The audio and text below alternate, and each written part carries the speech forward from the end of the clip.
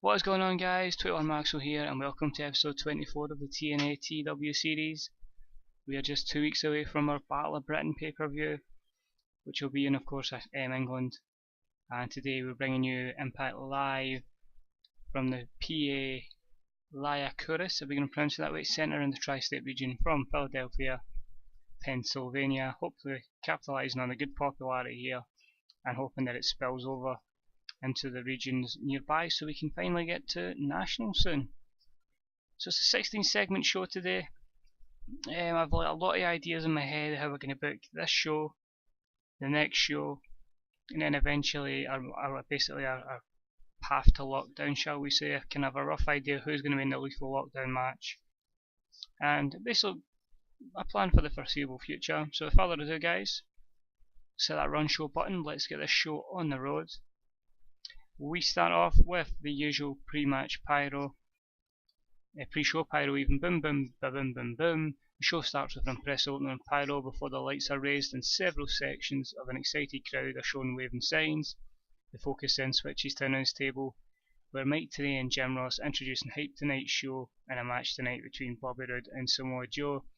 The good thing about this new skin being nice blue skin, it gives you not only the rating in numerical but also in letters, so I can get a rough idea that my C+ was a high C+, and the fact that I get a 68 rating, and there were no worker improvements there. Then we have a Samoa Joe promo. During a Samoa Joe promo, Angelina Love comes out and offers her services to Samoa Joe. I've got the information you need to get where you want. Allow me to help you and we will accomplish both our goals. Basically, obviously, Angelina's now face.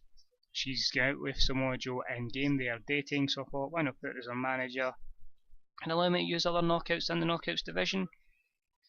No worker improvements, a C rating there and a 59 for that segment. Then a great match, and a match that had some good action, average heat, bad influence defeat the Model Citizens. That's the tag name I've went for Drew Galloway and Harry Smith in 13-13 when Harry Smith was disqualified while fighting Christopher Daniels. A B-, a 73 rating. Kazarian and Daniels show great chemistry, the tag team storyline advances, and Kazarian is improving his performance skills, so another great match for Bad Influences. They're just fantastic. We're just using them now hopefully to put teams over, and as long as they can still perform at this level, then I'm all for it. Then Magnus is walking backstage and is grabbed by a mystery attacker and dragged into a waiting car. The car speeds off while Redman is left down and out trying to make the save. Weird having it being a heel that tries to make the save and a heel that's been captured. It's a C- rating, it's a 55 rating. Redman underperformed.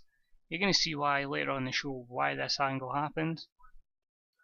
The camera picks up on Rhett Titus, intently studying a backstage monitor, watching the match between Kenny King and Spud.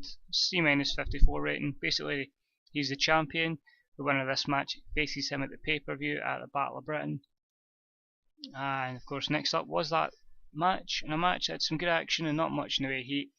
Kenny King defeats Spud in 8-29 by pinfall. Solid C rating, 61.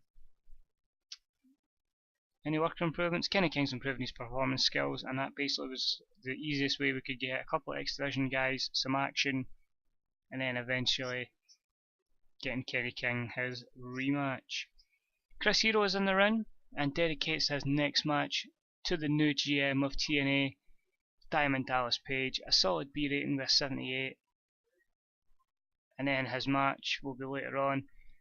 Hawkins and Ethan Carter III are seen talking backstage. The Club Enigma, C rating is 60, as they prepare for Ethan Carter's match, which is next. And about the featured great action and average heat. Austin Aries defeated EC3 in 11-29 by submission with the last chancery after botched interference by Hawkins. 68 rating, C+. Both men improved their performance skills and I'm really happy with that. It's a solid upper mid-carder taking on a main event star. Basically just giving them all something to do for this show. The bell continues to the ring as Adam Cole attacks. He slams Austin Aries into the ring post, then falls up with a brutal DDP. Blood immediately erupts from the head of Austin Aries, prompting the announcers to begin calling for help. So basically, Aries has won his match, Adam Cole attacks Austin Aries post-match. He gets a solid B rating. 82 is fantastic, and that continues the rival storyline. As Bobby Roode is ranting his many complaints that degenerate into vile name calling, DDP has had enough and slaps Bobby Roode right across the face. So the heel GM is pissed off that the face Bobby Roode's not happy, and he slaps him. It's like, well, what are you going to do now?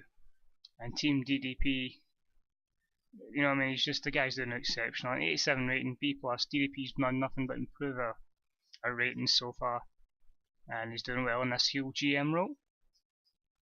And then a wee downer, you know, we have to get the crowd down before an awesome main event, and about it, solid in-ring action, but not much Larry Heat. Velvet Sky defeats Madison Rayne in 7-1 by pinfall with an in-your-face. It's D rating, a 45.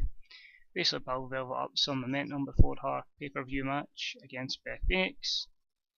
And then Chris Hero has his match that he was dedicating to DDP. It's a shame it's only a C+ and a 69, but I suppose there isn't much heat between them.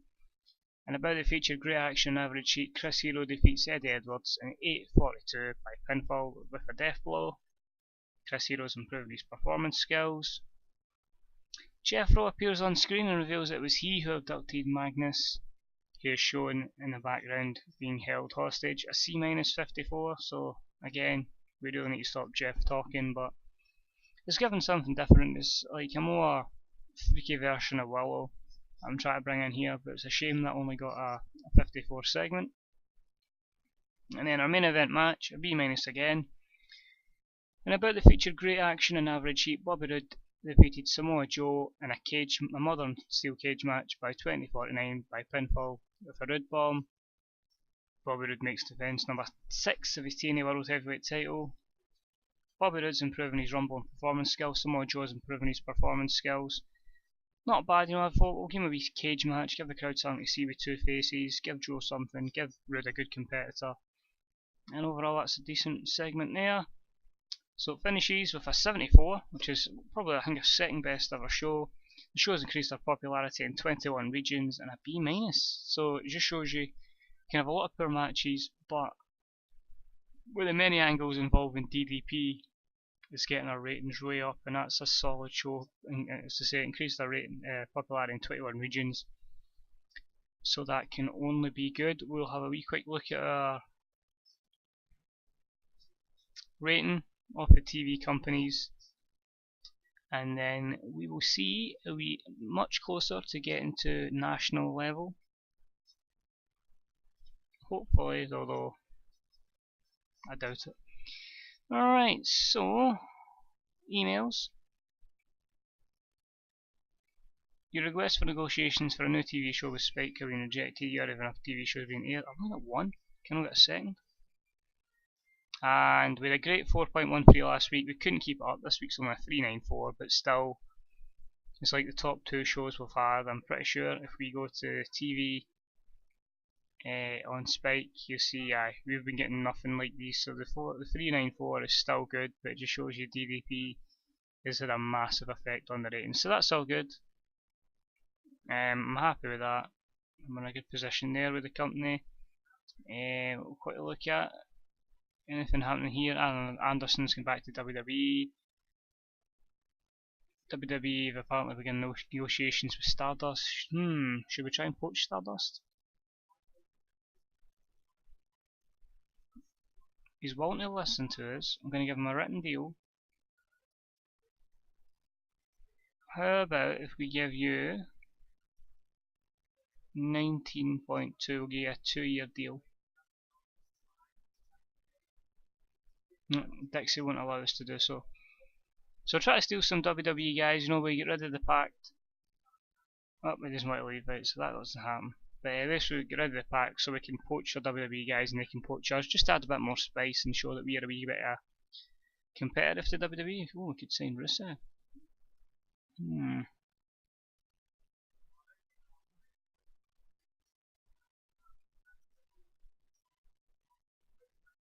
We'll give we probably won't get any of these guys because WWE are always going to offer bigger contracts, but why not? It's always worth being interesting. So the final thing we're going to check is just going to be our size. I say we're needing 8 regions of America to be over 65. I was going to be excited there. So we get one at 69, 159, 257s. So we're having to target the southwest and all that. It's still going to take a good while before we get to national. But let's say we'll do one more show here and probably target the southeast in the next show, and then we'll move on, do the pay-per-view in southern England, and then try and work in these lesser regions as we try and get to national. The only problem being though, as much as you want to like do shows in these places to get the popularity up, you're losing a shitload of money when you're not doing it as the tri-state where it's popular.